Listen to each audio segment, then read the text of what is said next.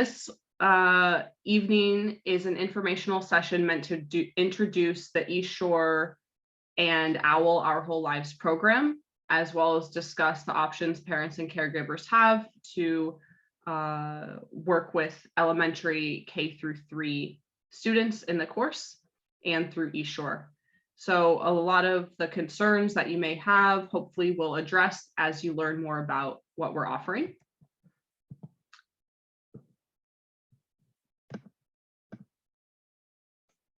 The foundation of the Our Whole Lives program centers the question, what do we think is best for children?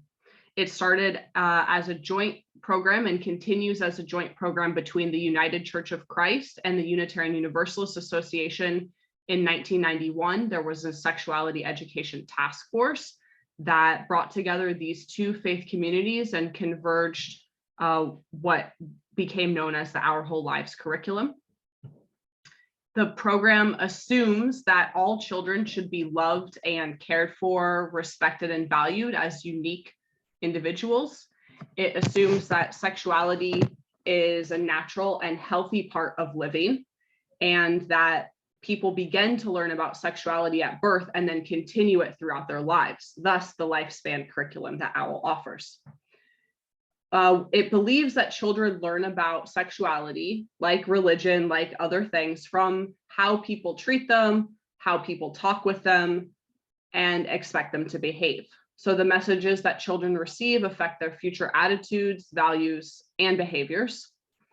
OWL believes that information about sexuality, human development, and sexual health should be presented to children in positive, accurate, and developmentally appropriate ways, which you'll learn about more in tonight's session. And we also believe that parents and caregivers are children's most important sexuality educators. The larger community of educators or additional caregivers and health professionals also can have a positive influence on sexual health. We believe that there's conflicting views of sexuality that children encounter in society, and so providing a value-based perspective like we do through OWL actually helps to empower children and families from images that they're exposed to about sexism, racism, ableism, homophobia, prejudice, discrimination, and general risky behavior or irresponsibility. So as children grow and develop, they need a framework with which to understand these issues and to develop their sexuality-related values.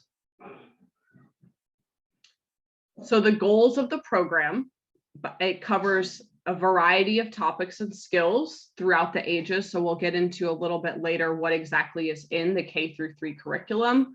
You won't see the details of the curriculum, but you'll get a general idea for the topics covered. And the curriculum includes topics that surveys show parents value, but that aren't necessarily always taught in the public education system. So OWL is an excellent way to kind of accomplish goals that we see parents and caregivers having, but that there's a gap in other programs. So the goals are to strengthen and support each child's sense of self and self-esteem by including language, activities, and visual materials that are representative of human diversity. It helps children understand the place of sexuality in human life and loving. It helps children recognize and appreciate their bodies as good and beautiful and private and special.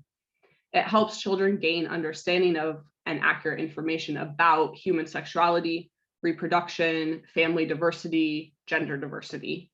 So it covers a wide range of issues. It also helps children begin to prepare for normal changes that they will experience as they grow and develop. It helps children develop interpersonal skills to keep them safe and healthy. It helps children learn how to make decisions that respect themselves and others and anticipate possible consequences, again, in an age-appropriate way with the K through 3 curriculum. And it also helps engage families with the larger questions about life and sexuality through open communication between the congregation and caregivers. So it is a secular program, but it's not values free. So all of these messages really include the values of self-worth, sexual health, responsibility, justice, and inclusivity.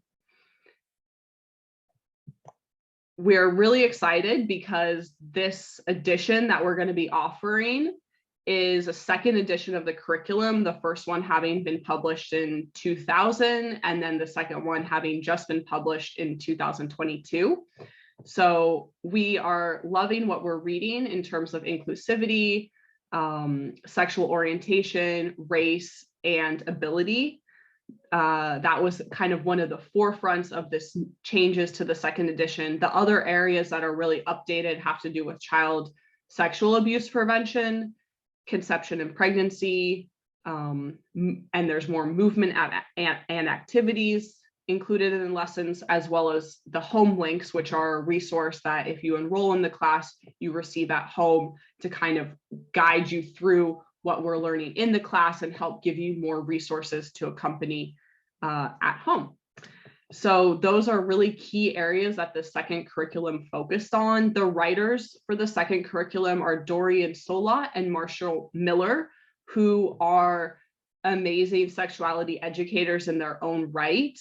They're an unmarried couple who works with many ages, from young children through college-age children, and they train their own sexuality educators and run programs out in the community as well. So with the UUA and the UCC, we're really excited to be able to work with them and bring about this second curriculum, second edition. The topics go through 8 workshops and also include a orientation. That's mandatory. It's a child and caregiver orientation. So both the child and the parent or caregiver, or both parents and caregiver, if there are 2, come to the orientation. And then there's 8 workshops following that cover bodies, bodies and gender, body boundaries, families, how babies begin, pregnancy and birth, babies, and then there's a little celebration and graduation that, again, parents and caregivers along with children all attend together. All of the curriculum meets what's referred to as the National Guidelines for Sexuality and the Sexuality Information Education Council of the United States, known as SIECUS. So they put out comprehensive guidelines so that different curriculum are able to meet or exceed those national standards and provide comprehensive sexuality education. So in every category of that assessment, OWL meets or exceeds those national standards. And you may know more than I know about what's really offered in the school district. So I'd be curious to hear about, I'm always curious to learn about what's being offered in the school districts as well.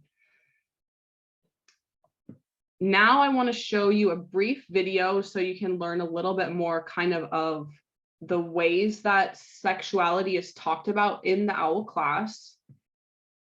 This is from an online resource called amaze.com, and they offer really awesome resources for parents and caregivers, and then also for teens and then juniors for the little kids. So here's a video.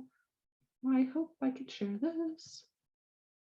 I'll play it and just give me a thumbs up or thumbs down if you can hear it.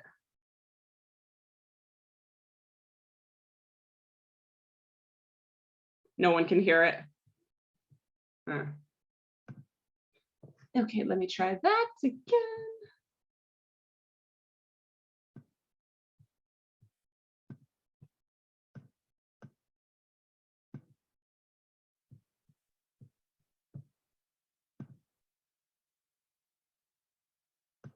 The video is called "How Do You Talk to Young Kids About Sex?"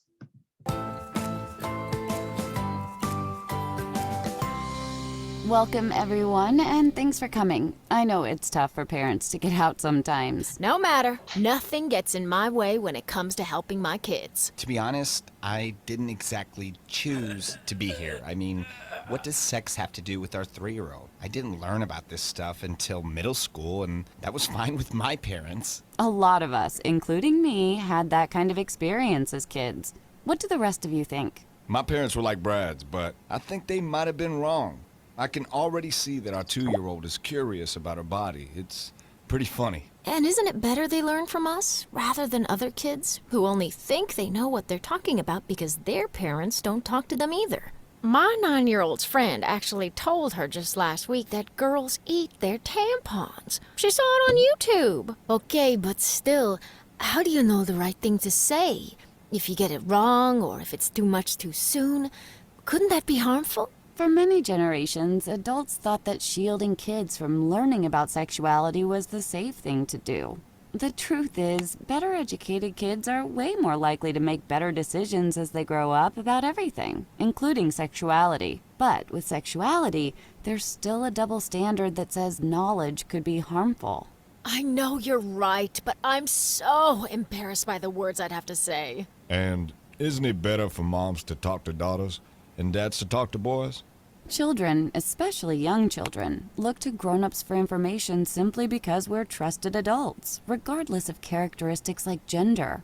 And one of the best things we can do is give the message that everybody can talk and learn from each other about this subject. I get it, but I still don't know if I can say the word penis in front of my kid. Embarrassment is one of those catchy feelings, and most of us caught embarrassment about sexual things from people around us when we were very young. So we never get to find out that these words are just words, and that it's really healthy and okay to say them out loud. You're right. Why should I be embarrassed to say testicles or erections? Nipples? Masturbation, vulva, clitoris, ejaculation, scrotum. Vagina. Penis! Good job, everyone. And with a little practice, try repeating these words to yourself in front of a mirror this week. I think you'll be ready.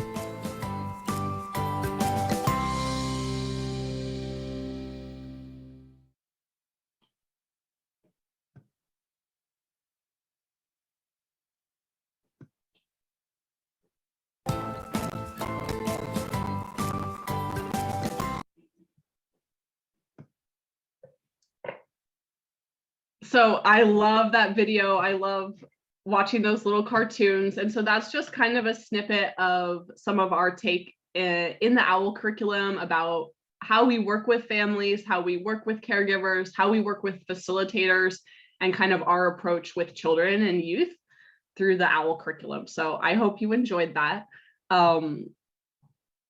It's so something that they brought up in the video that I really want to reiterate is kind of the role of caregivers. And we say this a lot in religious education in general. I'm sure you hear it in your school systems as well, but the role of caregivers and being the primary educators in this case about sexuality. We saw that even a little 2-year-old dancing around is curious about their body, and we want to help through the OWL class of empowering caregivers, whether it's parents, grandparents, aunts, uncles, foster parents, any loving adult in a child's life. We want to help empower to be able to have vocabulary and language around sexuality in ways that maybe we weren't equipped as ourselves as children or youth, but that we see there's really a need from a young age. So we believe, again, that the caregivers using open and honest communication, partnering with our organization, and then engaging with the resources that you'll be provided with, such as home links, books, online resources, and then possibly a parents forum, which we're running a couple of this winter, possibly doing something like that again for those who are enrolled in the class. Now, the role of the congregation is also important and something that I really want caregivers to understand. So we ensure that facilitators and director in that case, me, and I have two of my facilitators here who I'll introduce, Bill and Barbara, that we're all committed to the OWL values, the OWL program, and the goals of the program. We're all trained through a 21-ish hour weekend program that we learn about how to be a facilitator and the standards of the program. We also ensure as a congregation that there's safe congregations policy in place. So safe congregations is the UU, Unitarian Universalist, framework for abuse prevention. We partner with caregivers, children, and families throughout the experience, and then of course throughout their lives. And then we provide those home links, books, online resources, and host the parent forums. The books that we use, we refer you to them and you have the option to buy them. And then we also have a library that you can check out resources that we use in the class or that you can bring home as well. So some of the kind of standards that we hold as facilitators and directors, again, are that we're experienced and skilled and comfortable with this age group. I will reiterate, it is a new edition of the curriculum, so we'll be paying close attention to anything that we're curious about or need to learn more about. It's really the first time that it's been rolled out. Again, it was just released in November, so there's an online group that all of us are a part of that we can ask questions and get input and updates from other folks throughout the UUA and the UCC that are running this curriculum as well. We're all really interested in advocating for sexual health and safety. And we're all able to dedicate ourselves to the learning and facilitation required for the class, as well as able to build relationships with the children and the parents in the class. So that's kind of an overarching view of what the program is as a whole. The spring quarter class that we're running with 4 facilitators, that's Bill and Barbara and Holly and Doug. It starts on April 1st, just about a month out, on a Saturday with a parent and child orientation. So everyone in the family is invited to participate in that. It's mandatory, actually. And then the class runs following Sundays from 10:30 to 11:45. And once you register, you'll receive those dates. It excludes Easter as a holiday and then also Memorial Day. Now, we do have 2 of our facilitators here today. So I'd like to have them introduce themselves and say just a little bit about your commitment to children and sexuality education, any personal or professional experience you have, and then your experience in training. So I can start and then I'll pass it to Bill and then Barbara. So I have been trained in all 3 levels of OWL. So there's the elementary level, there's the youth level, and then there's the adult level. East Shore hopes to, but has yet to offer the adult level. But I am trained in those. And I also bring the experience of working as a birth doula prior to working at East Shore. So working with families through the pregnancy and birth process, as well as postpartum, which really actually kind of foregrounded my interest in OWL and interest in teaching OWL and becoming a sexuality educator. And I'm also a parent of 2 really young kids, like 1.5 and 3.5. So I am really excited also to have gone through the OWL training and been equipped to start again from that young age of giving them skills and knowledge. So I'll pass it to Bill and then Barbara, if you could introduce yourself a little bit.